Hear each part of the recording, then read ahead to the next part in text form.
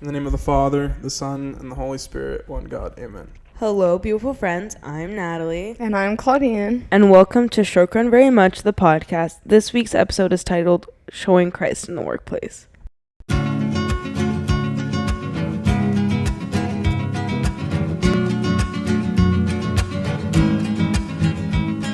So the intro of this episode was supposed to be, the episode's title is Showing Christ in the Workplace. And this is someone who shows Christ always.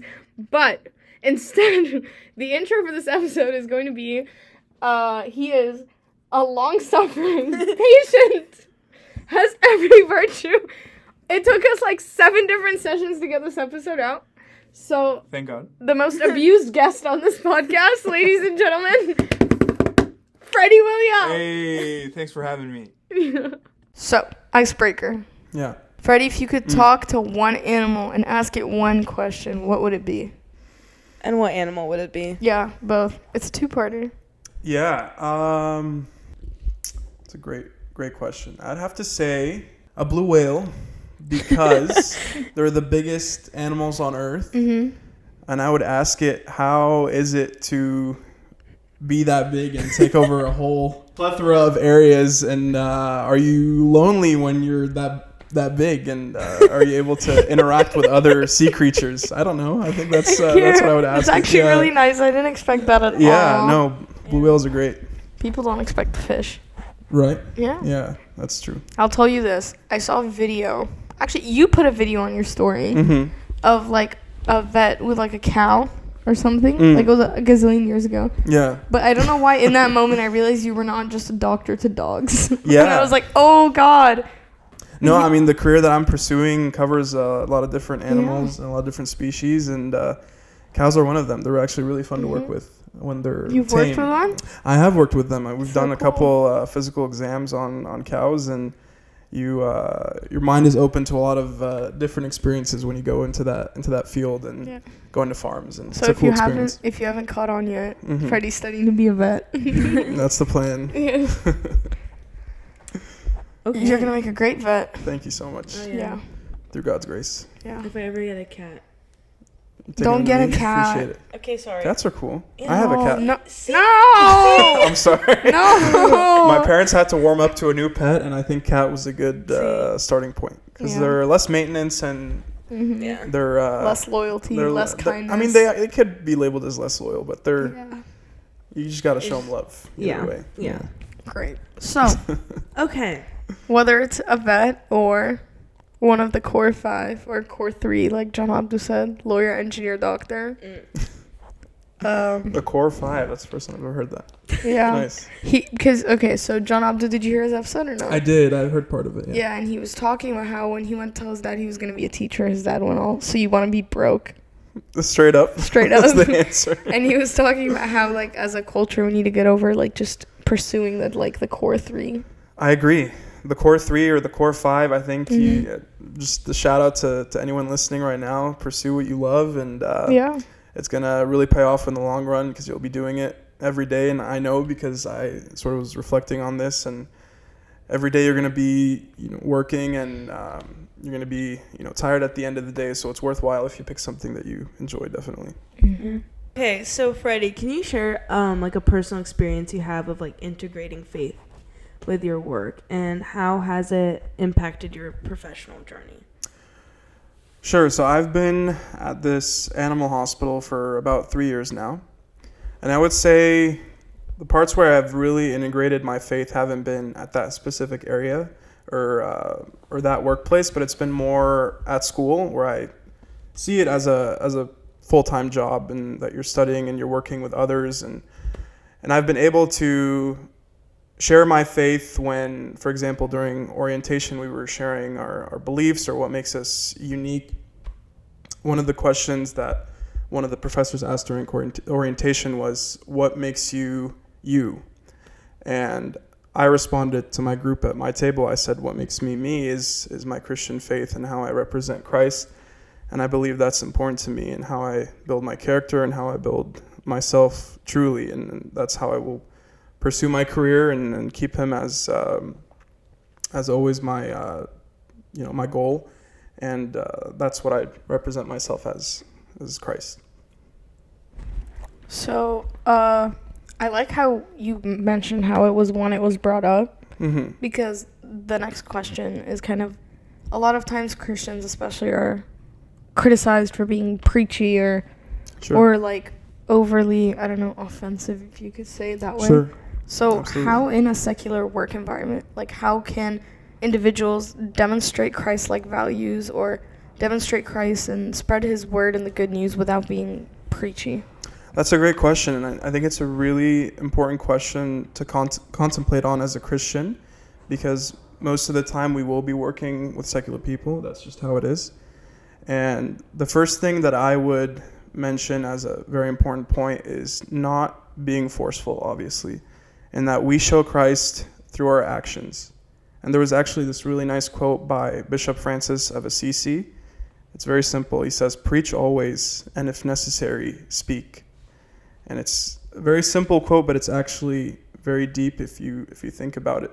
And that we really show ourselves without having to, preach about the Bible or preach about our church activities to people and forcing them to come and telling them that you will go to hell if you don't believe in Christ. And I've seen it. I've seen it on the streets, and in Huntington Beach they've had like rallies where they hold up signs saying believe in Christ or go to hell. So I don't necessarily align with that sort of technique in helping others come to Christ, and I believe it's very important to show Christ through our character, through our love, and how we interact with others.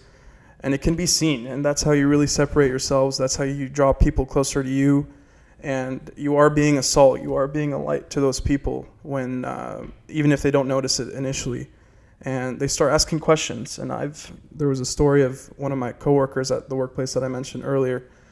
He's a very curious guy. He's non-religious, but he always talks to me about these documentaries that he watches on religion, and he's curious about things like the afterlife or why we're here, why we were made to be here. And there are times where I do mention Bible verses and conversations, and he recognizes them, and like we have a fruitful conversation without me being overly forceful, and just me reflectively listening to him and responding and just being respectful. I think it's really important, especially in our day and age, to just be respectful towards people and showing that this person, I'm seeing him as Christ, and I'm seeing the good in him, and I want to do my best to represent Christ in that way. So I think that sometimes jobs, or like the environment of our job, isn't necessarily like morally ethical. I would say morally ethical, is that a word? Yeah. Okay, that sounds. Because I can give you an example, but finish the I question. was gonna say like lawyers, like because there was a certain point in my life where I thought I'd be a lawyer. No, now I'm going to pre-med, but that's cool. but I thought let's be a lawyer, But then I thought I don't feel like that's morally ethical. So how can Christians handle like ethical dilemmas or challenging situations at work while staying true to their beliefs? Sure, and that's actually a great option that you picked, like lawyers, for example, right? Because they sometimes represent people that do wrong or do sinful acts, and their job is to defend the person. First of all, like we are even defending the person. Like forget that situation. Whenever someone is caught in a sin, we don't judge the person, we judge the sin. I know it sounds very cliche, but we need to understand that the devil tries to trip up people, especially in the workplace, and try to take them away from God at that moment. But it's really important to look at the person and their background and where they're coming from. And I believe like these challenges are ways to help us develop character, to develop perseverance. So, what advice would you give to someone who's hesitant about sharing their faith in the workplace? Because they're scared of like consequences. Like Christians especially are looked down upon a lot for sharing their faith and really preaching the good news and all of that. So what would you tell someone who's kind of like, I want to, but I'm not going to do it just because I really can't afford to lose this job, or I don't want people to look down on me or think I'm pushing my faith on them or whatever? Yeah, and it's very true, especially in the workplace for a lot of Christians, whether in healthcare or in other areas of career. But my advice that I would give to them would be, if the conversation is brought up and it's respectful, I don't think you should shy away from the conversation when discussing your faith. And you should realize that it's also your free speech, and that you're telling whoever you're talking with about your belief, what's true to you and what represents you. And people shouldn't shy away from that, and they should really be proud to represent the Christianity and the characters that come into fruition from that faith, because it is really beautiful and it really draws people to you. And I've seen it happen with other Christians that I've seen in the workplace. So I think it's really important to keep that in mind. Let's get political for a minute, though, before we move on to the next question. Okay. You brought up free speech. Yeah. Okay. Do you Politics. think that Christians are really being given free speech? This is just personal opinion. No one's being attacked. It's just, what do you think? Sure. I definitely do believe that speech has been limited for Christians, and that they can't be represented on moral grounds for different topics, and they see it as offensive, or they see the Christian thought as not representing true freedom. And I think it's evident, and we see it all over in the government areas, or even in like just domestic workplaces. But I do also see it where they've been represented more often in other areas. But yeah, I agree with you. I think it's an issue, and we should continue to fight it as much as we can in a proper way. But I think the Coptic Church, because of its like where we come from originally in Egypt, it's a lot worse. Mm-hmm. So I think here, because we get to practice safely our religion in churches and are able to like publicly be like, oh, we're the church of this, and walk around with our van that has Jesus on the side of it. We think that it's okay to like let go of other like freedoms that we should have. Mm-hmm. So I think when we start to get limited on what we practice or what we're allowed to say in public, we're just like, well, just keep your opinion to yourself then, and just practice it. Sure. Yeah, I totally agree with that. And we had Abuna Timothy Paul speak last week about simplicity, or being simple about issues that we really create or make it more complex than it should be. And he mentioned that if people do get offended or don't appreciate the content of the conversation, be it faith or anything else, then keep it to yourself. And that's not a bad thing. And we're not trying to force or enforce our faith on other people. And so I think a simple reaction to that scenario. So have you encountered specific instances where sharing your faith in the workplace led to positive changes or deeper connections with your coworkers? Sure, and it wasn't specifically me always mentioning my faith in the workplace, and it was more me trying to show positivity whenever I could, or me trying to show a good character in times where it was a challenge for me during work or during clinical hours. And that has drawn people to me, thankfully, and it's been a blessing.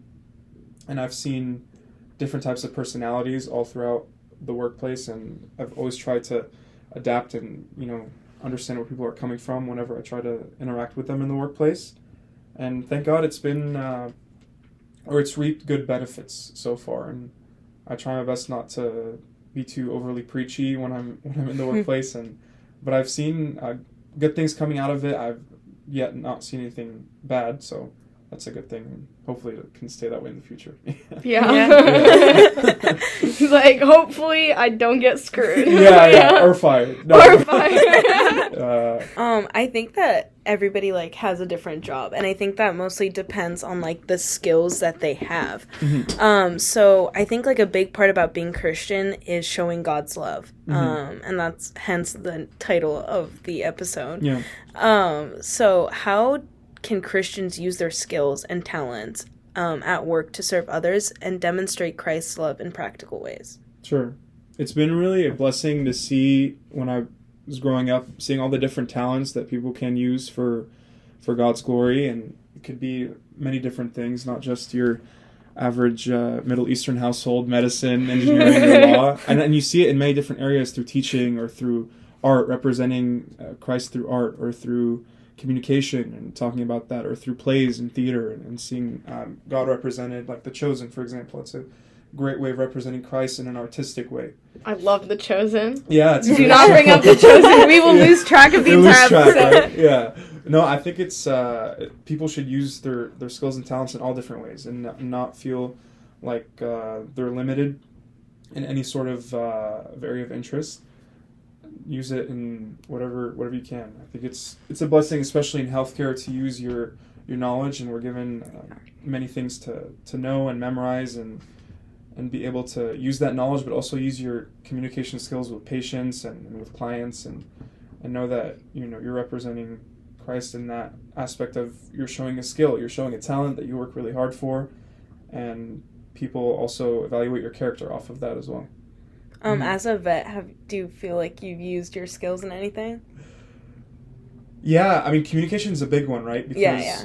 Once we're done with treatment or once we're done with surgery, we relay the message after about like what we did, and the way that comes off, or the way that you help people understand your job better, helps people realize that this is a very Christ-like way of doing your job, or the way that you tell them about giving medication, for example.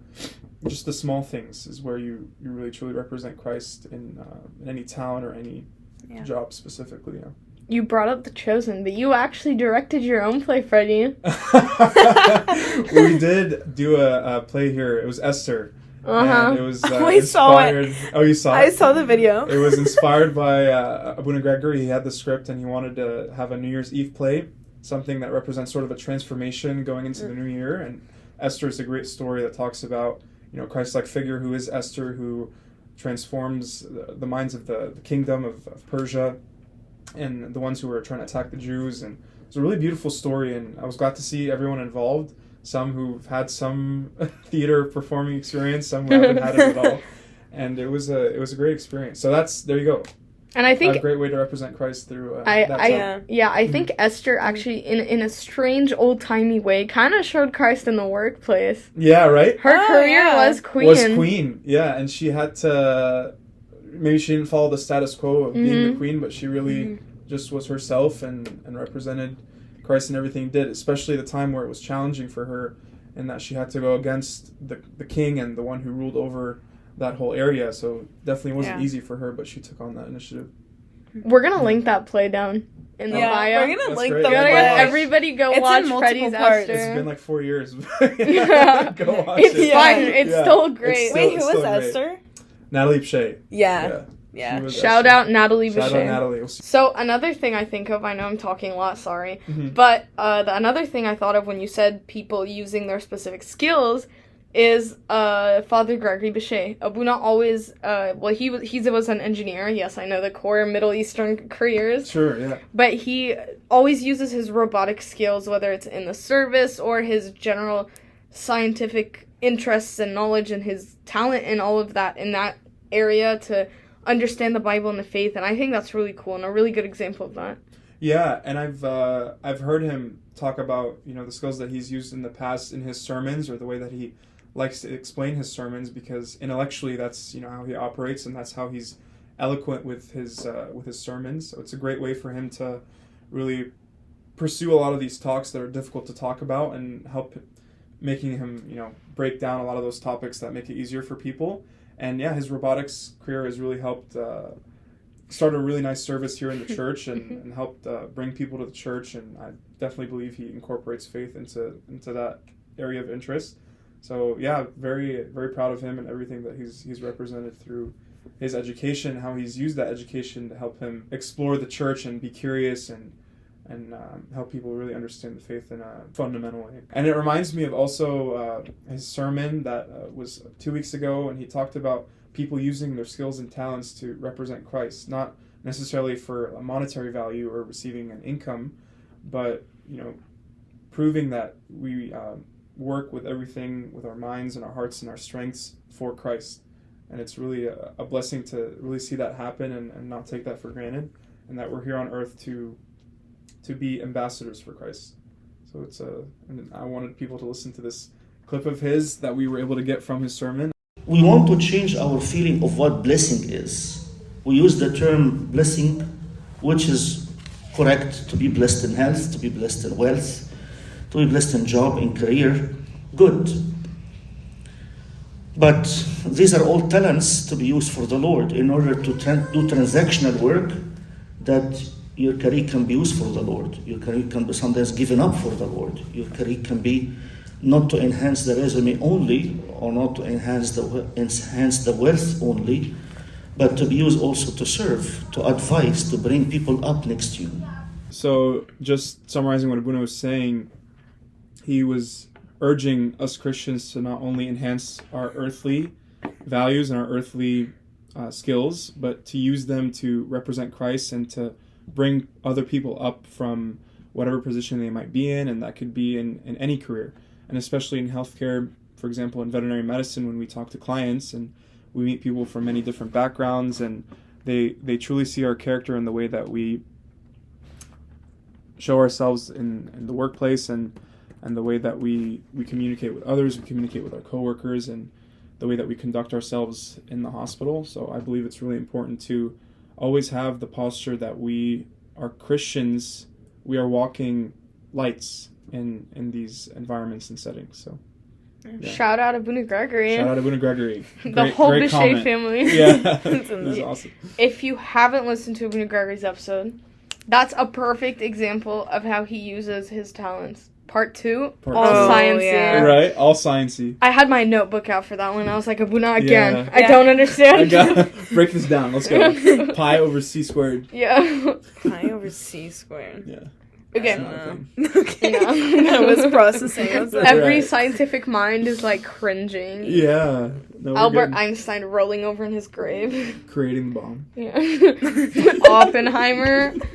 I feel like he was like a part of that. What biblical principles or passages can guide Christians in their approach to work and interacting with colleagues? Sure. Let me think. I have two that come to mind. The first one is Ephesians 4:31, and it talks about, let all bitterness and wrath and anger be put away from you, but be kind to one another, tender-hearted, forgiving one another as God and Christ forgave you. So this verse really talks about our character in the workplace and how we should contain the fruits of the Spirit in the workplace altogether. So that includes, patience, self-control, and gentleness with other people.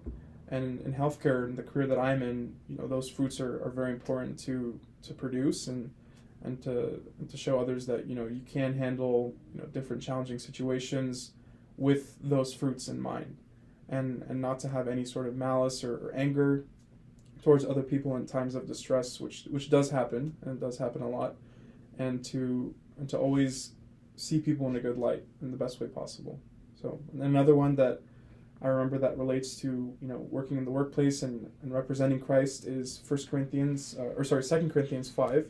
And it talks about being ambassadors for Christ as if God were appealing through us. So basically talking about how we should be representatives for Christ, and in everything we do, people point to us and realize that we are Christians and that we represent this faith that is beautiful and should be talked about and be ministered.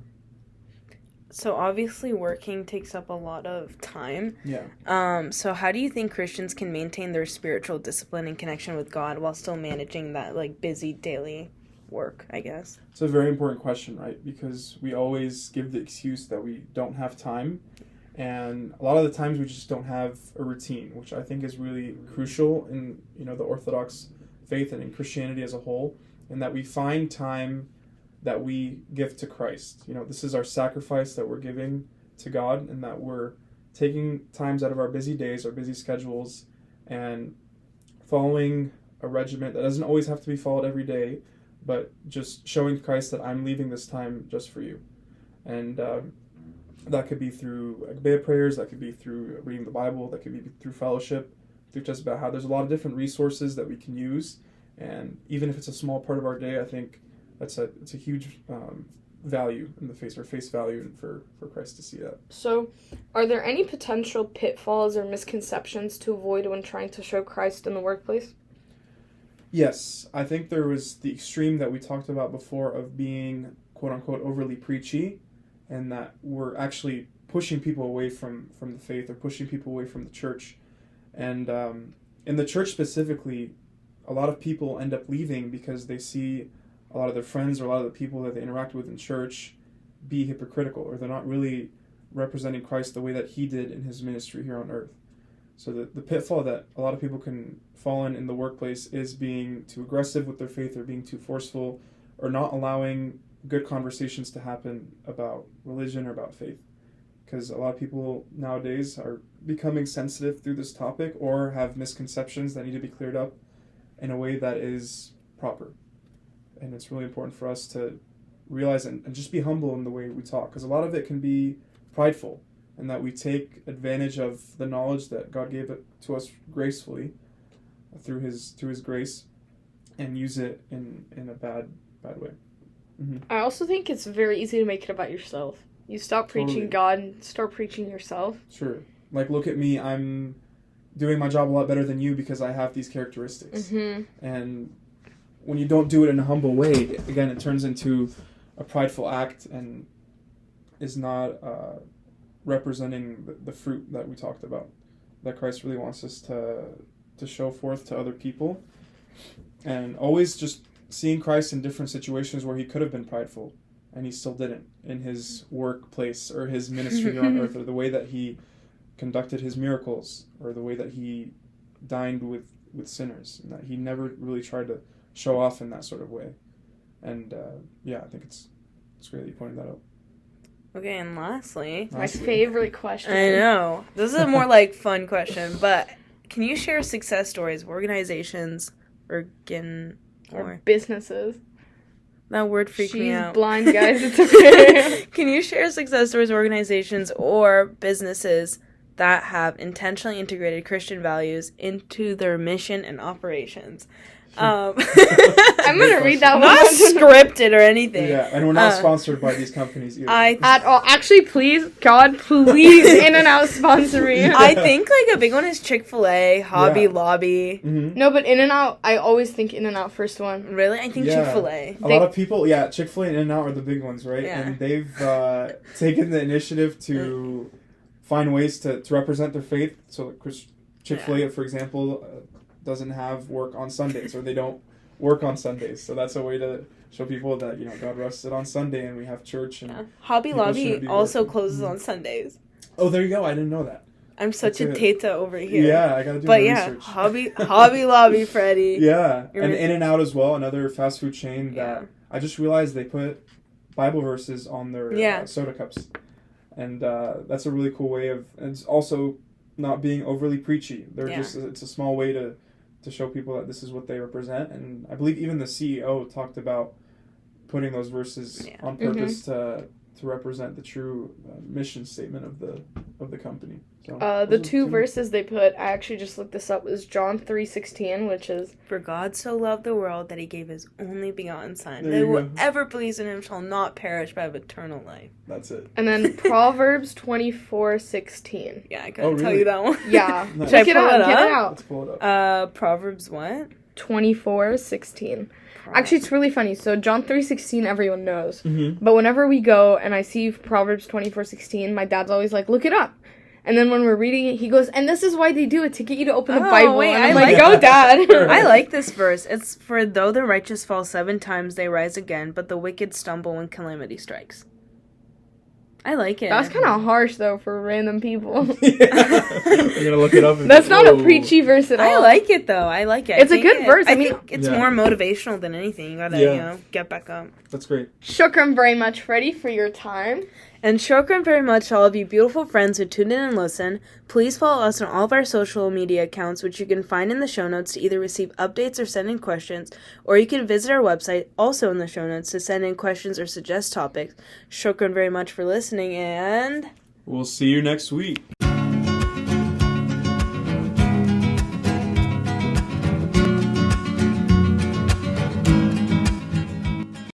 Thanks, Jojo, for watching.